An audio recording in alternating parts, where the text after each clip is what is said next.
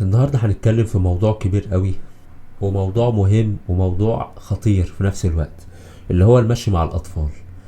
على فكرة يا جماعة، تفسير أو المصطلح بتاع طفل لو دورتوا عليه هتلاقوا إن معنى طفل مش معناه إن هو عيل صغير.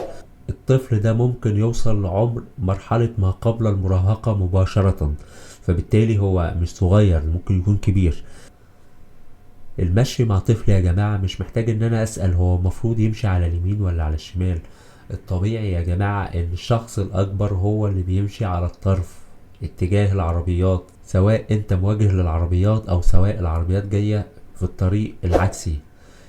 المعلومة دي مهمة جدا لان في اطفال غصب عنهم بتسرح او بتتكعبل او بتقع او ايا كان، ما بتبقاش قادرة تحدد المسافات بتاعتها واخر ابعادها في نفس الوقت. فدي بتحصل مشاكل وحوادث كتيرة قوي زي احنا ما بناخدش بالنا منها. فمش محتاجين نتكلم عن الموضوع ده ونقول خصوصا للامهات الجداد، مش فكرة ان انت تبقي ماسكة الطفل بايدك اليمين او ايدك الشمال، مش هتفرق. اهم حاجة ان انت تكوني على الطرف الابعد المقابل للعربيات. مش معنى كده ان انا بقولك ضحي بنفسك عشان ابنك يعيش خالص، هي الفكرة ان انت حتى لو ماشية بالطريقة دي انت عندك خبرة الطريق اكتر منه، فانت تقدري تحافظي على نفسك وعليه من غير ما تسببي اي مشكلة لاي حد فيكم.